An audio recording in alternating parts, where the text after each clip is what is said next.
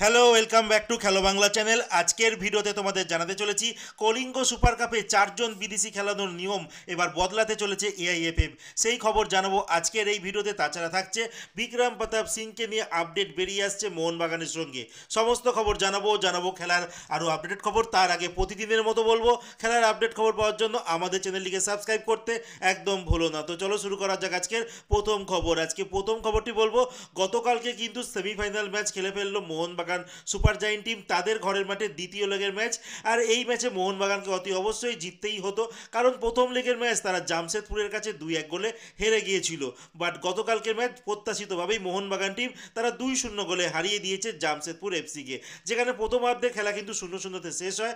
দ্বিতীয় হাফে কিন্তু মোহনবাগান পেনাল্টি পেয়ে যায়, যেখানে জেসন কামিংস তিনি পেনাল্টি থেকে গোল করতে একদম ভোলেননি। 51 মিনিটে তিনি গোলটি করেন।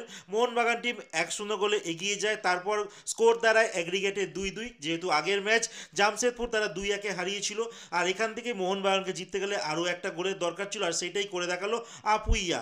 94 মিনিটে একক দক্ষতায় বিশ্বমানের একটা গোল করার জন্যই মোহনবাগান টিম আলটিমেট 2-0 গোলে কিন্তু জয়লাভ করলো।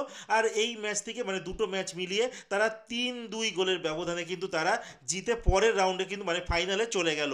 এবার ফাইনাল আছে বেঙ্গালুরু এফসির সঙ্গে, আর এই খেলাটি হবে শনিবার দিন মানে 12ই এপ্রিল কিন্তু খেলাটি হবে সন্ধ্যে 7:30 থেকে। আর এই ম্যাচটি কিন্তু কলকাতাতে খেলা হবে, যেহেতু মোহনবাগান টিম তারা পয়েন্ট টেবিলে 1 নম্বর ছিল, যার জন্য কিন্তু ফাইনাল ম্যাচটি যার পয়েন্ট সব থেকে বেশি থাকবে সেখানেই কিন্তু খেলা হবে। এবার দেখার বিষয় মোহনবাগান টিম তারা কাপ জয় করতে পারে কিনা।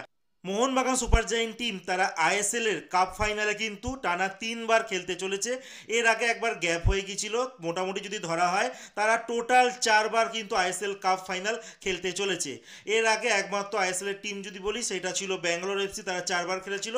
আর মোহনবাগানও কিন্তু তারা 4বার হয়ে গেল, মানে দুটো টিমই কিন্তু 4বার আইএসএল কাপ ফাইনাল খেলতে চলেছে। বাট মোহনবাগান টিম হ্যাট্রিক করছে, মানে টানা 3বার আইএসএল কাপ ফাইনাল খেলছে। বাট ব্যাঙ্গালোর টিম কিন্তু তারা টানা কিন্তু এই 3বার কখনো খেলতে পারেনি। আর এই জয় নিয়ে কিন্তু মোহনবাগানের ক্যাপ্টেন সুভাশিস বোস তিনি জানান, রক্তের শোধ নিলাম ম্যাচ জিতে। কারণ এই জন্যই তিনি এই কথাটি বলেছেন, কারণ জানো জামশেদপুরের মাঠে মোহনবাগানের এক সমর্থকের কিন্তু মাথা ফাটিয়ে দেওয়া হয়েছিল, যার জন্যই তাদের ক্যাপ্টেন এই জয়টা তাকেই উৎসর্গ করেছে, আর সঙ্গে এটাই বলে রক্তের শোধ নিলাম ম্যাচ জেতে। এরপরে যে খবরটি বলবো কলিঙ্গ সুপার কাপের কথা। কলিঙ্গ সুপার কাপে আমরা এতদিন দেখেছিলাম যে 6জন বিদেশি খেলোয়াড়কে রেজিস্টার করানো যায়, 4জন বিদেশি খেলোয়াড় খেলতে পারে। বাট লাস্ট ইয়ারে কিন্তু 6জন বিদেশি খেলোয়াড়ই কিন্তু খেলতে পেয়েছিল। জানো এএফসি এশিয়ান কাপ চলছিল, যার জন্য অনেক খেলোয়াড় অ্যাভেলেবেল ছিল না, যার জন্য বিদেশি সংখ্যাটা বাড়ানো হয়েছিল। বাট এবারও কিন্তু সেম একই নিয়ম থাকতে চলেছে কলিঙ্গ সুপার কাপে, যেখানে 6জন বিদেশিকে রেজিস্টার করাতে পারে প্রতিটি ক্লাব, তার সঙ্গে কিন্তু 6জনকে খেলাতেও পারে। আর আরেকটা খবর বলবো, আই লিগের থেকে যে 3টে টিম এবার এই কলিঙ্গ সুপার কাপ খেলতে চলেছে, তো সেখানে 1 নম্বর আর 2 নম্বর এখনও কিন্তু ডিসাইড হয়নি।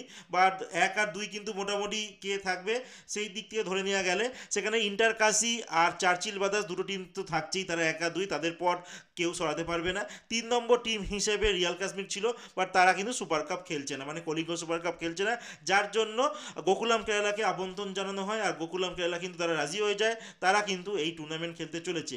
আর সম্ভবত গোকুলাম কেরালার সঙ্গে মোহনবাগানের কিন্তু ম্যাচ হবে। আর এবার দেখার বিষয় 1 আর 2 কে ফিনিশ করে, চার্চিল নাকি ইন্টারকাশি, তারপরে কিন্তু ডিসাইড হবে তারা কাদের সঙ্গে ম্যাচ খেলতে পারবে।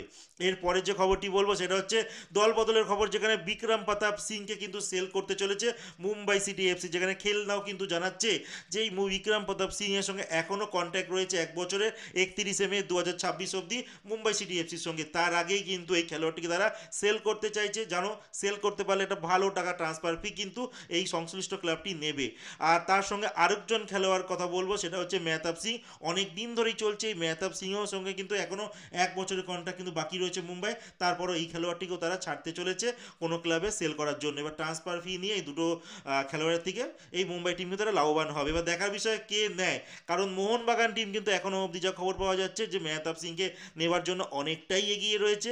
আর যখন মার্কেটে বেরিয়ে এলো যে বিক্রম প্রতাপ সিংকে মুম্বাই সিটি এফসি ছেড়ে দিচ্ছে, তারপরও মোহনবাগান টিম কিন্তু এই খেলোয়াড়টির পিছনে এবার দৌড়াতে শুরু করেছে। কারণ জানো 23 বছর মতো বয়স, রাইট উইঙ্গের প্লেয়ার, আর মনবীর সিং এই মুহূর্তে মোহনবাগানের একজন খেলোয়াড়, তার কিন্তু সেকেন্ড অপশনও কিন্তু মোহনবাগান টিম রাখতে চাইছে, যার জন্য বিক্রম প্রতাপ সিংকে কিন্তু টার্গেটে রেখেছে মোহনবাগান সুপার জায়েন্ট দল। এবার দেখার বিষয় এই রেসে আলটিমেট কে জেতে। তো আজকের মতো খেলার খবর এতটুকুই। ভালো থেকো, সুস্থ থেকো, দেখা হচ্ছে নতুন আরেকটি ভিডিওতে।